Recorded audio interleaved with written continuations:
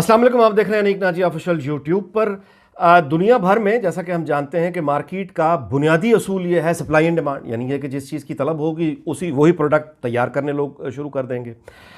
बाकी तमाम चीज़ों में तो ये ठीक है, लेकिन जब यहाँ पे हम मजहबी अक़दार, मजहबी असूल और मजहबी फ़लसफ़े को लेकर आ जाते हैं, और वो भी बुनियादी तौर पे यानी जिस तरह की मजहबी गुफ्तगू की डिमांड मार्केट में है उसी तरह की गुफ्तगू क्रिएट की जाए, यहाँ मामला जो है वो नुकसान हो जाता है, फ़िक्री नुकसान होता है। अब बहुत सारे दुनिया के माशरों ने इसके हल निकाल रखे हैं। मसलन कही ये है कि वो मजहबी आमरीत है जो बहुत ही सख्त है, कुछ किसी मुल्क में नज़रिए के नाम पे आमरीत है जो बहुत सख्त है, लेकिन स्कैंडिनेवियन कंट्री हो या बरतानिया वेस्टर्न यूरोप कंट्रीज़ हों, वहाँ पर उन्होंने हल ये निकाला है कि आज़ादी तो सबको है, लेकिन आज़ादी मेरी ख़त्म हो जाएगी जहाँ से आपकी आज़ादी शुरू होगी। यानी इन इंसानी असूलों को सामने रख के उन्होंने अपनी यानी जो कवानीन तरतीब दी है उसके नताइज उन माशरों में हम देख रहे हैं जो बहुत बेहतर नताइज हैं, खुशहाली के, बर्दाश्त के वगैरह वगैरह। हमारे यहाँ मामला ये हो गया है आपके ख़ास तौर पे मजहबी असूलों में कि अब वो एक ऐसी यानी मज़हब के नाम पे वो मजालिस मुनक़िद होती हैं जहाँ ख़िताब करने वाले, बात करने वाले ठीक ठाक संजीदा यानी रकूम वसूल करते हैं। एक इन्वेस्टमेंट होती है। जब आप किसी बड़ी मजहबी मजलिस महफिल में जाएं तो आपको इंतज़ामात देखकर आपको अंदाज़ा लग जाएगा कि यहाँ एक ठीक ठाक संजीदा पैसे खर्च हुए हैं, यानी पैसा खर्च होता है। तो फिर वो जो पैसा लगाने वाले हैं अगर तो वो उनका जज्बा वाकई अल्लाह की राह में है, यानी फिर तो ये बड़ी इससे खूबसूरत क्या बात हो सकती है। लेकिन अगर वो पैसा लगाने वाला उसका रिटर्न चाह रहा है, यानी ये कि उसको ये मालूम है कि फ़लाँ ख़तीब साहब या फ़लाँ नात खान साहब या फ़लाँ जो मुकर्रर साहब हैं उनको मैं बुलाऊंगा और इतने मैंने पैसे जलसे पे ख़र्च करने हैं और शाम पे ख़र्च करने हैं और नजरानों में इतने पैसे वापस आ जाने हैं, तो फिर यहाँ बुनियादी बिगड़ गई। ऐसे भी यानी मौलाना हज़रात हैं जो मस्जिद के अंदर बैठ के गुफ्तगू करते हुए बाकायदा इस तरह के लतीफ़े यानी सुनाते हैं जिनका मौजू प्योरली यानी मर्द और ख़वातीन और लड़के और लड़कियों के अफेयर्स से होता है।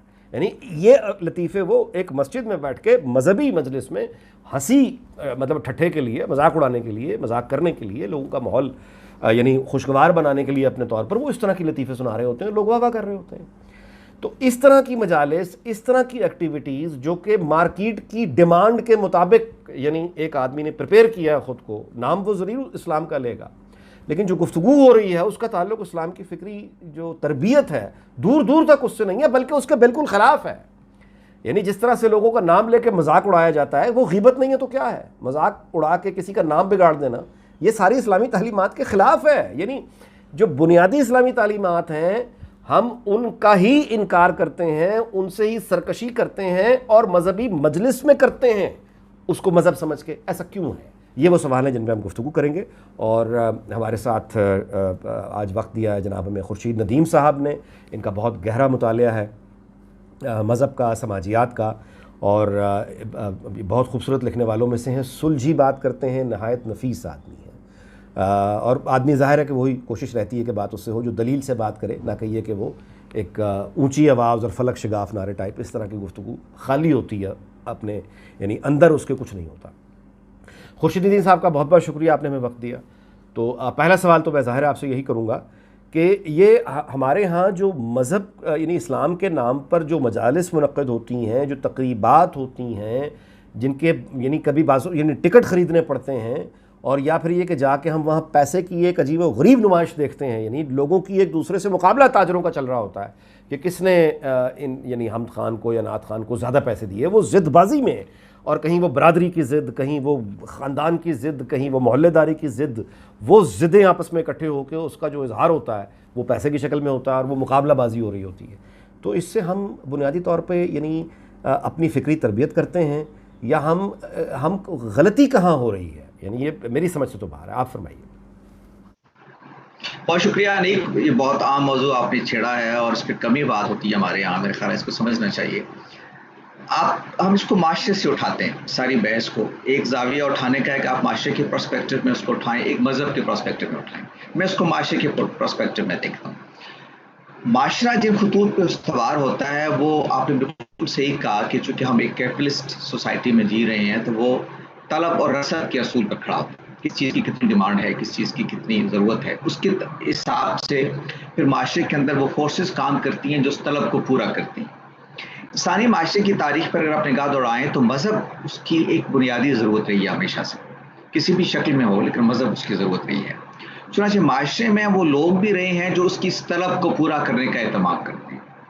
کیپٹلزم میں جب وہ ایک سائنٹیفک کیپٹلزم آیا تو اس نے ان ساری چیزوں کو بہت خوبی کے ساتھ ریگولیٹ کر دیا، اور ان چیزوں کو مارکیٹ کے ساتھ اس کو اس طرح سے ایڈجسٹ کر دیا کہ مذہب بھی اب ایک کاروبار کی شکل میں آپ اس کو دیکھنے لگے۔ اور کاروبار جیسے آپ جانتے ہیں کہ اس میں نفع نقصان اور یہ سارے پہلو ہیں جن کو آپ دیکھتے ہیں، اس کی بنیاد پہ انٹرسٹ گروپس وجود میں آتے ہیں، اس کی بنیاد پہ ایک پوری اکانومی وجود میں آتی ہے۔ تو اگر آپ سارے پروسیس کو دیکھیں اس پرسپیکٹو میں تو آپ دیکھیں گے کہ اب دنیا بھر کے معاشروں میں ایک بڑی معیشت ہے، اور اس کی وجہ یہ ہے کہ یہ اصل میں اسی طلب اور رسد کے اصول پر اٹھی ہے کہ سوسائٹی کے اندر چونکہ مذہب کی ڈیمانڈ ہے، مذہب انسان کا ایک فطری مطالبہ ہے، جس کی تکمیل کے لیے پھر مختلف فورسز اپنے آپ کو ایکٹیو کرتی ہیں، سوسائٹی میں ریگولیٹ کرتی ہیں، اور ایک نفع نقصان کا پورا شکار ہے۔ میں اس کی ایک مثال آپ کو دوں، اس وقت ویسٹ میں اگر آپ دیکھیے نا تو یہ جو عبائے ہیں، یہ جو احرام ہے، یہ بلینز ڈالر کا اس وقت دنیا میں کاروبار ہو رہا ہے۔ فیشن کی دنیا میں ایک پوری اس کا شعبہ ہے جو اسلامک فیشن آپ جس کو کہہ لیں۔ لندن سے ایک رسالہ نکلتا ہے ایمل کے نام سے، یہ ایک جس طرح کے یہ مختلف فیشن میگزینز ہیں نا، یہ مسلم فیشن میگزین ہے، اسی سٹائل پہ نکلتا ہے جس سٹائل پہ باقی فیشن میگزین نکلتے ہیں۔ اس میں عبائے کے مختلف سٹائل آپ کو ملیں گے، نقاب کے مختلف سٹائل آپ کو ملیں گے، اس میں جانماز کے ڈیزائنز ملیں گے، اس میں مسلم گھر کے آرکیٹیکٹ کے بارے میں، آرکیٹیکچر کے بارے میں اس پہ گفتگو ہوگی۔ اچھا، یہ ساری چیزیں کہاں سے آئیں؟ چونکہ اسلام اب ویسٹرن سوسائٹی کے اندر ایک بڑا فیکٹر ہے، پلورلسٹک سوسائٹی میں آپ کو معلوم ہے لاکھوں کی تعداد میں مسلمان آباد ہیں، تو اس مارکیٹ نے ایک ڈیمانڈ پیدا کر دی۔ چنانچہ وہ معاشرہ جو بظاہر ہم کو لگتا ہے کہ فرانس میں جیسے آپ دیکھتے ہیں پردے کے خلاف ہو رہی ہیں مظاہرے وغیرہ ہو رہے ہیں، لیکن کہ وہ ایک ڈیمانڈ سوسائٹی کے اندر آپ دیکھ رہے ہیں کہ اربوں ڈالرز کا ایک کاروبار بھی ہو رہا ہے۔ تو یہ ایک بالکل نیچرلی فنامینن ہے کہ جیسے ایک کاروبار کی ضرورت ہوتی ہے وہ آگے آتی ہے۔ اچھا، ایک اس کا دوسرا پہلو ہے، وہ پہلو ہے، وہ آپ انسان کے پہلو سے دیکھیے۔ انسان کی جمالیاتی ضروریات ہے، انسان کی شخصیت جو ہے باقی مخلوقات سے جو اس کو ممتاز کرتی ہے، وہ اس کا ایک جمالیاتی پہلو بھی ہے۔ یعنی کھانا پینا تو ہر طرح کی مخلوق میں آپ کو مل جائے گا، جنسی ضروریات کی تکمیل کے لیے بھی ہر طرح کی مخلوق آپ کو ایکٹیو نظر آئے گی، لیکن ایک جمالیاتی پہلو ہے انسان کے اندر، وہ ہر چیز کو کھانے پینے سے لے کے اپنے سیکشل ضروریات کو ایک خاص جمالیاتی ذوق کے ساتھ دیکھتا ہے، آپ اپنی جمالیاتی ذوق کے ساتھ اس کی تکمیل کرتا ہے۔ تو اس ذوق نے پھر فنون لطیفہ کو جنم لیا پوری انسانی تہذیب میں۔ اب جب اسلام کے ایسے ورژنز آئے سوسائٹی کے اندر جنہوں نے فنون لطیفہ کو جیسے ایک پیورسٹ یا ایک لٹریری جو آپ کہتے ہیں انٹرپریٹیشن آئی، جس نے وہ سارے فنون لطیفہ کو حرام قرار دے دیا، تو اب اس کی ایک ضرورت تو تھی انسان کی، وہ کیسے پوری کرے؟ تو اس نے پھر کیا کیا، ہم نعتیں گانوں کی طرز پر موسیقی کے اصول پر اس نے گانے شروع کر دیے، حتیٰ کہ آپ تلاوت قرآن مجید کے اگر آپ آداب اور اس کو طور فن آپ دیکھیں گے تو آپ دیکھیں گے کہ یہ بھی موسیقی کے سمجھے بغیر فن قرات بھی نہیں سیکھا جا سکتا۔ ام کلثوم نے سے کسی نے پوچھا کہ آپ بتائیے کہ سر کی کتنی قسمیں ہوتی ہیں؟ اس نے کہا مجھ سے یہ سوال نہ کرو، یہ قاری عبدالباسط سے پوچھو، وہ تمہیں بتائے گا کہ سر کی کتنی قسمیں ہوتی ہیں۔ قاری عبدالباسط نہیں بن سکتا اگر وہ موسیقی کی بنیادی چیزوں کو نہیں جانتا ہوگا۔ تو کہنا یہ ہے کہ جب آپ نے موسیقی کی دیگر شکلوں کو پابندی لگا دی، آپ کے تصور مذہب میں اس کی گنجائش نہیں تھی، تو پھر ایک تصور ڈیولپ ہوا کہ آپ نے نعتوں کو، حمد کو، منقبت کو اسی طرح سے گانا، اسی طرح سے موسیقی کے اصولوں پر بجانا شروع کر دیا، جس سے آپ نے ان لوگوں کی اس حصے لطافت کو ایک طرح سے تسکین کا فراہم کیا جو وہ گانا نہیں سن سکتے تھے۔ اب آپ نے دیکھا کہ پاکستان میں کچھ عرصہ ہوا، چند سال ہو گئے، یہ نعت خوانی کی جو کلچر ہے اس میں بے پناہ اضافہ ہو گیا، اور آپ دیکھیں گے کہ اس پہ لاکھوں روپے دیتا ہے ایک نعت خوانی کی مجلس میں۔ اس وقت جو امیر ترین لوگ ہیں، قطع کلامی کی معذرت کہ یہ جو محافل ہوتی ہیں یعنی ان پر بہت پیسہ، یہ انویسٹمنٹ ہے، پیسے آنے والا پیسہ دے گا وہ تو بات کی بات ہے، لیکن اس کو انوائٹ کرنے سے پہلے بڑی کروڑوں روپے کی انویسٹمنٹ ہے۔ بالکل بالکل، یہ ایسے ہی۔ اچھا، اب خطابت کو دیکھیں نا، خطابت کیا ہے؟ یہ فن لطیفہ میں سے ہے، ایک فنون لطیفہ میں سے ایک فن ہے خطابت۔ کتابت کا آپ دیکھیں اس کو پرفارمنگ آرٹ سے اس کا تعلق ہے. خطیب کس طرح سے آپ دیکھ رہے ہیں کیسے سٹیج پہ بیٹھتا ہے, کیسے اس کی حرکتیں ہوتی ہیں, کیسے ہاتھ ہلتے ہیں, کیسے اس کے لب ہلتے ہیں, کیسے سٹائلز بناتا ہے مختلف, اس لیے کہ یہ پرفارمنگ آرٹ کے ساتھ اس کا تعلق ہے. اور آپ جانتے ہیں کہ ہمارے ہاں بعض خاص فرقوں کے اندر خطیب لاکھوں روپے لیتے ہیں ایک مجلس, ایک جلسہ, ایک تقریب میں آنے کے. کیوں؟ اس لیے کہ وہ انسان کی خاص جو اس کی مطالبہ ہے اس کے اندر, اس کی جمالیاتی ذوق کی تکمیل کا سامان کر رہے ہوتے ہیں. اچھا شعر سنائیں گے, سر کے ساتھ پڑھیں گے, اس کو گائیں گے. آپ ایک خطیب کی تقریر سنتے ہیں نا ہمارے یہاں جو عام طور پہ, وہ پہلے ایک چیز کو تحت اللفظ میں بیان کرے گا, پھر اس کو گا کے بیان کرے گا, پھر اس کو جذباتی انداز میں بیان کرے گا, پھر کہیں شعر سنائے گا, کہیں لطیفہ سنائے گا. وہ پورا ایک انٹرٹینمنٹ کا ہے. وہ مولانا وحید الدین خان کہتے ہیں کہ یہ جیسے ایک سیکولر انٹرٹینمنٹ ہوتی ہے نا, اس سے ایک مذہبی انٹرٹینمنٹ ہوتی ہے کہ آپ لوگوں کو مذہبی انٹرٹین کر رہے ہوتے ہیں بنیاد. تو یہ ہے اصل میں وہ آپ ساری انسان کی پہلو سے دیکھیں گے. پہلے آپ سوسائٹی کی پہلو سے دیکھیے ایک رسد اور طلب کے اصول پر, پھر آپ انسان کے جمالیاتی ذوق کے پہلو سے دیکھیے, تو آپ محسوس کریں گے کہ مذہب اگر ان ڈیمانڈز پہ پورا اترتا ہے, اور جو پاپولر ریلیجن ہوتا ہے اصل میں ہوتا ہی وہ ہے کہ جو اس کی اس انسان کے بنیادی فطری مطالبات کی تکمیل کرتا ہے.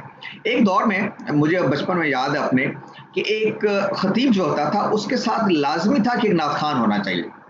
ایک اچھا خطیب اپنے ساتھ ایک نعت خوان رکھتا تھا.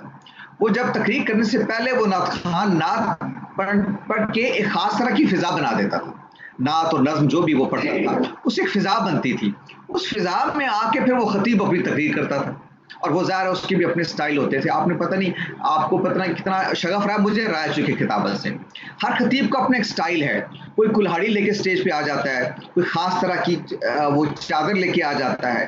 تو وہ ان کی اپنی اپنی فن کے اندر وہ اپنی نظرتیں پیدا کرتے رہتے ہیں. اپنے اپنے جیسے بڑے لوگ آتے ہیں تو اس میں ایک پیدا کر دیتے ہیں, خاص طرح کی پگڑیاں, خاص طرح کے لباس, خاص طرح کے وہ چادریں, یہ سب پرفارمنس کا حصہ پرفارمنس کا حصہ ہیں. وہ ایک بات تعالیٰ شاہ بخاری کہتے تھے کہ لوگوں کے بارے میں, وہ آپ کو معلوم ہے کہ احرار کے تھے وہ, اور وہ احرار ان کے جلسے بہت سنے جاتے تھے. خطیب کہتے ہیں کہ احرار ہی نے پیدا کی ہندوستان کی تاریخ میں. اور تعالیٰ شاہ بخاری کے بارے میں مشہور ہے کہ عشاء کے وقت شروع کرتے تقریر اور فجر کی اذانیں ہو جاتی.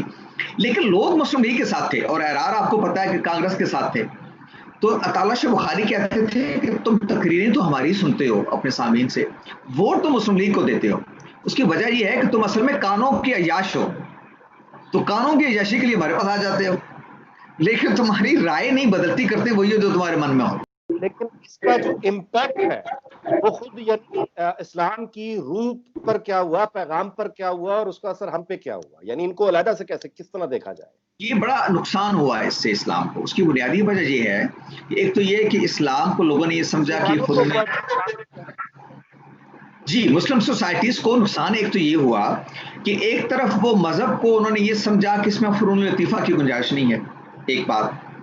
اچھا اب ان کی فطری مطالبات میں شامل ہے جمالیاتی ذوق ہے ان کا, وہ شاعری بھی سننا چاہتا ہے, موسیقی بھی سننا چاہتا ہے, اچھے مجسمے اچھی تصویر کو دیکھ کے وہ خوش ہوتا ہے. تو اب اس نے کیا کیا کہ ایک تو اس نے ایک ہیلا اختیار کیا ہے.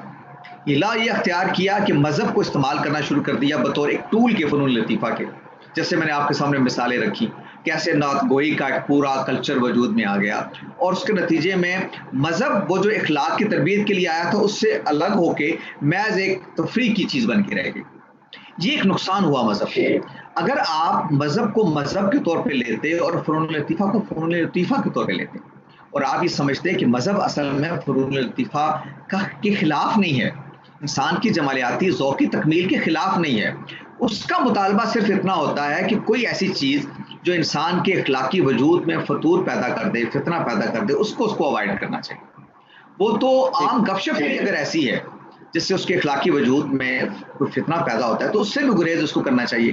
آپ مولانا بکل آزاد کا اٹھائیے نا غبار خاطر, وہ انہوں نے بتایا کہ کیسے وہ تاج محل کی چھت پہ بیٹھ کے ستار, اور وہ منظر بیان کیا ہے مولانا ابوالکلام آزاد نے کہ وہ تاج محل کی چھت پہ دجلہ کے کنارے ستار بجانا کس قدر ایک رومان انگیز منظر ہے, اس کو بیان کیا مولانا ابوالکلام آزاد نے, اور اتنی خوبصورتی سے بیان کیا کہ آپ پڑھیے تو آپ کا دل چاہتا ہے کہ آپ بس ستار لے کے اور تاج محل کی چھت پہ بیٹھ جائیں.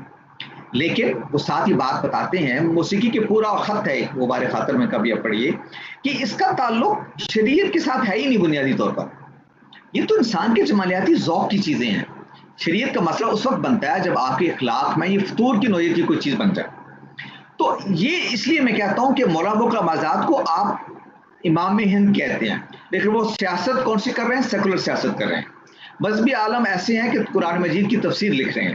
فنون لطیفہ کا معاملہ یہ ہے کہ تاج محل کی چھت پہ بیٹھ کے ستار بجا رہے ہیں. یہ وہ بیلنس پرسنالٹی ہے جو اصل میں مذہب پیدا کرنا چاہتا ہے، کہ فنون لطیفہ کے ساتھ بھی رغبت ہے، سیاست آپ ایسے کر رہے ہیں جیسے سیاست کے مطالبات ہیں، لیکن آپ مذہب کا معاملہ یہ ہے کہ آپ قرآن مجید کی تفسیر بھی لکھ رہے ہیں، ترجمان القرآن بھی آپ لکھ رہے ہیں، اس کے اندر بھی آپ درک پیدا کر رہے ہیں. تو یہ جو تقسیم ہے نا، اب یہ کوئی دین دنیا کی تقسیم نہیں ہے جس کو ہمارے یہاں عام طور پہ کہا جاتا ہے. یہ اصل میں ان چیزوں کو سمجھنے کا ہے کہ فنون لطیفہ کی اپنی جگہ ہے، سیاست کی اپنی جگہ ہے، مذہب کی اپنی جگہ ہے. ابو الکلام سیاست میں بھی کھڑے ہوں گے نا تو ان کے اخلاقی وجود کا عکس ہوگا سیاست پہ. آپ کو معلوم ہے کہ پوری سیاسی تاریخ میں آپ ابو الکلام آزاد کے منہ سے کوئی ایسا جملہ آپ نے نہیں سنا کہ جو اخلاقی معیارات سے گرا ہوا ہو. اس کا مطلب یہ ہے کہ ایک مذہبی آدمی جب اس کی تطہیر ہوتی ہے اور وہ کھڑا ہوتا ہے سیاست میں، تو بظاہر میرے اور آپ کی کہنے کہ وہ ایک سیکولر سیاست کر رہا ہوگا، کانگریس کا ساتھی ہوگا، لیکن اس کے اخلاقی معیارات اتنے اعلیٰ ہوں گے، اس سے آپ یہ نہیں دیکھیں گے کہ وہ اپنے سیاسی مخالفین کے لیے پس درجے کی زبان استعمال کر رہا ہو. وہ قائد اعظم نے ایک دفعہ ان کے بارے میں کہہ دیا کہ یہ کانگریس کے شو بوائے ہیں، تو لوگوں نے پوری کوشش کی کہ اس کے جواب میں مولانا آزاد کو جملہ کہہ دیں. مولانا آزاد نے کبھی اس کا جواب نہیں دیا، اس لیے کہ وہ اس طرح کی سیاست کے قائل ہی نہیں تھے کہ وہ اس طرح کا جملہ کوئی کسی کے سیاسی مخالف کے بارے میں کہہ دیں. نقد کیا انہوں نے جن اپنے کانگریس کے لوگوں سے. اچھا، اب ذرا بات کو سمجھتے ہیں. میں آخری بات کرتا ہوں کہ ایک اور جو چیز آئی ہے وہ یہ آئی ہے کہ یہ جو فنکار ہمارے بہت سارے یعنی کہ انہوں نے مذہبی اسکالر راتوں رات بن گئے، اور کچھ ایسے لوگ جو مدرسوں سے بھی آتے ہیں، مگر یہ کہ وہ اپنی گفتگو میں مطلب یہ کہ وہ جان بوجھ کے اس طرح کا مسالہ رکھتے ہیں کہ وہ مطلب آپ تو بلکہ کھل کے باتیں کرتے ہیں، وہ نہیں مذہب کی باتیں کرتے کرتے اچانک مسالے دیتے ہیں کہ وہ موبائل فون تمہیں آیا ہے جانو کا، جانو کو فون کرو، جانو یہ کہہ رہی ہوگی. اب یہ یعنی مذہبی محفل میں یہ گفتگو ہو رہی ہے اور وہ گفتگو جو ہے وہ وائرل بھی ہو رہی ہے. تو اب یہ یعنی کوئی مذاق اڑانے کی، میں یعنی آپ کی کوئی تحریر آپ کے پروگرام میں سن رہا تھا کہ آپ نے یہ فرمایا کہ یہ کوئی مذاق اڑانے ٹھٹھا اڑانے والی چیز ہے اسلام سے، کیا یعنی کر رہے ہیں؟ نہیں، یہ تو اس کا مذہب سے کوئی تعلق نہیں ہے، یہ مذہبی انٹرٹینمنٹ ہے. اس کو آپ اس دائرے میں رکھیے کہ آپ وہ لوگ جو مذہب میں جیسے عرض کیا کہ ان کے پاس انٹرٹینمنٹ کے دروازے بند ہیں، اب وہ کیا کریں؟ تو وہ اس طرح کے مذہبی لوگوں کی تقریریں سنتے ہیں، ان سے حظ اٹھاتے ہیں، ان سے آپ مزہ اٹھاتے ہیں، ان سے تفریح کا سامان پیدا کرتے ہیں. تو اس طرح کے مظاہر بہت سارے آپ کو سوشل میڈیا پہ آپ کو ملیں گے. آپ دیکھ لیں، یہ خود نشانی ہے کہ اس طرح کے کلپس لوگ کیوں آگے بھیجتے ہیں. آپ مجھے بھیج رہے ہیں، میں آپ کو بھیج رہا ہوں، بطور لطیفے کی بھیج رہے ہوتے ہیں، اس لیے کہ ہم اس سے لطف اٹھا رہے ہیں. اس کا کوئی تعلق مذہب کے ساتھ نہیں ہے. کوئی آپ کو معلوم ہے کہ یہ کہہ رہا ہے کہ یہ تو کسی کتاب میں نہیں لکھا ہوا، یہ تو ہوگا. اس طرح کے جملے آپ اٹھا کے میں اور آپ اپنی گفتگوؤں میں یہ حظ اٹھاتے ہیں، ہم اس سے لطف اٹھاتے ہیں. فون آ گیا وغیرہ، یہ مسجد میں بیٹھ کے آپ گفتگو کر رہے ہیں، یہ مذہبی انٹرٹینمنٹ ہے ساری کی ساری.